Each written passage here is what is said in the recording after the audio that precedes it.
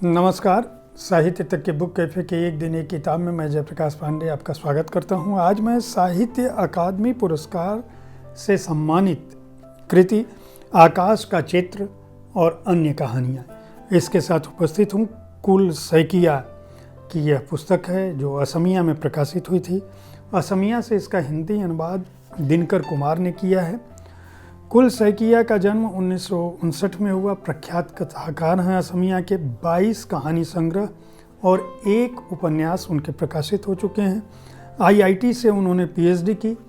Assam police के महानिदेशक रहे और वहीं से महानिदेशक डीजी रहते हुए वे रिटायर किए, लेकिन उनकी व्याप्ति पूरे देश में बतौर साहित्यकार है।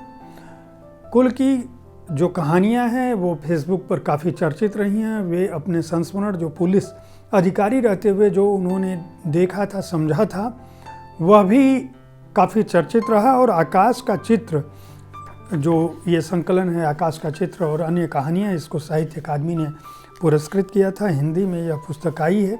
इसमें उनकी कोरस, सा, आंसू, क्यों, हॉस्टल का लाल गुलाब, आकाश का चित्र, सेलिब्रिटी का भय, संख्या, मानव बम, आकाश की तरफ, दर्द और दर्द, वायलिन और मेट्रोलिया, ये कहानियाँ संकलित हैं।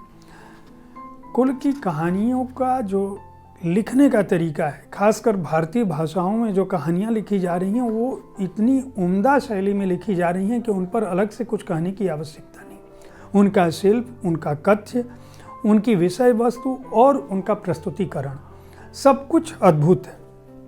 इस कहानी में कोरस की शुरुआत जैसे होती है और तुमको ऐसा लगेगा मानो तुम पृथ्वी के किसी एक बिंदु पर खड़े होकर एक निर्धारित दिशा पर स्थापित कर दी है अपनी शक्तिशाली दूरबीन, जिसके लेंस के बीच मुआयना करते रहे दृष्टि रेखा से नजर आने वाले समस्त ग्रह, ग्रहाणु, नक्षत्र पुंज का। अब इस तरह से इस कहानी की शुरुआत होती है।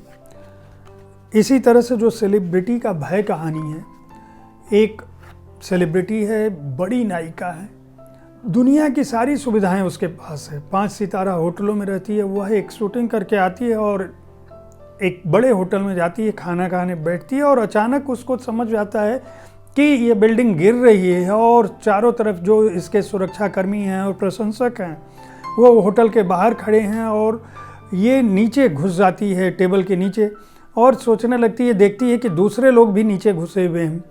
और फिर वह अचानक उसकी तंद्रा टूटती है जब वेटर आके कहता है मैम और कुछ लाऊं।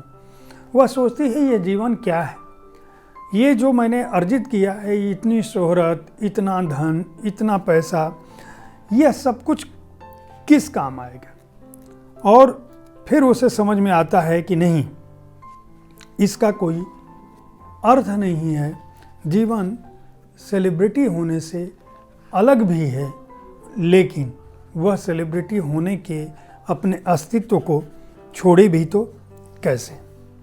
इसी तरह से सा कहानी है। सा कहानी में जो पात्र है वो सारे दोस्त हैं, बड़ी बड़ी जगहों पे नौकरियां करते हैं और वे वापस आते हैं, एक जगह मिलते हैं वर्षों बाद। किसी का आकार बदल चुका है, किसी की सोच बदल चुकी है, किसी की दुनिया बदल चुकी है, किसी के परिवार में बहुत सारे नए लोग आ गए हैं, नए दोस्त हो चुके हैं, सबके पास अपने अपने अनुभव हैं।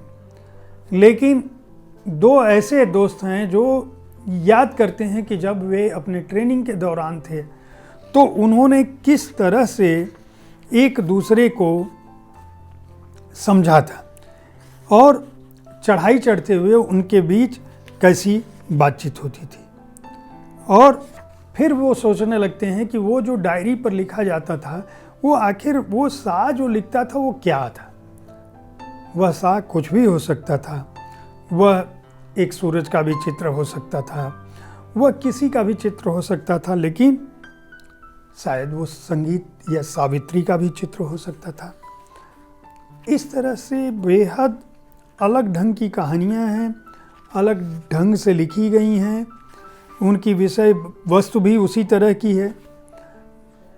एक जहाज़ में चलते हुए 2 बैठे हैं, एक बिजनेस क्लास में 2 दोस्त लोग बैठे हैं अपरिचित, वो बराबर वो एक आदमी है, वो कहता है कि तुम जो आती है जहाज़ में परिचारिका, उसका नाम देखता है और कोई चित्र बनाता है और हर बार वो चित्र अधूरा छूट जाता है।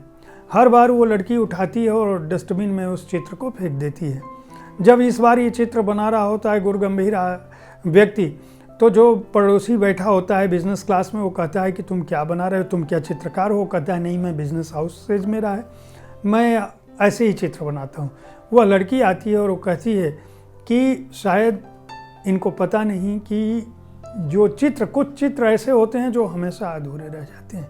ये जब चित्र बनाते हैं तो जो नायिका है उसकी आंखों के आंसू इनको नहीं दिखते और इनको यह नहीं पता कि कुछ चित्र केवल प्रेरणा से बनते हैं। और मेरे पिताजी कहा करते थे कि कभी न कभी तुम्हारा कोई चित्र पूरा बन जाएगा। इस तरह से अद्भुत कहानियाँ हैं। इस संकलन को खरीदा जा सकता है, साहित्य अकादमी ने इसको प्रकाशित किया है। हिंदी के पाठकों के लिए यह एक उपयोगी पुस्तक इसलिए हो सकती है क्योंकि हमारी विविध भाषाओं में, भारतीय भाषाओं में कितना समृद्ध साहित्य है, इसको आप इसे पढ़ के समझ सकते हैं। मूल्य केवल 100 रुपये है और पृष्ठ संख्या है 100। उम्मीद है साहित्य तक का यह एपिसोड आपको पसंद आया होगा। इस कार्यक्रम में आप किस तरह की पुस्तकों की चर्चा चाहते हैं, इनके बारे में अपनी राय से हमें ज़रूर अवगत कराएं। हमारी कोशिश होती है कि विविध विधाओं की पुस्तकों के साथ आपके पास पहुँचें ताकि आपको अच्छी पुस्तकों के चयन में आसानी हो। कल ठीक इसी समय ऐसे ही किसी पुस्तक के साथ मैं फिर आपसे मुखातिब होऊंगा। तब तक देखते रहिए साहित्य तक। धन्यवाद।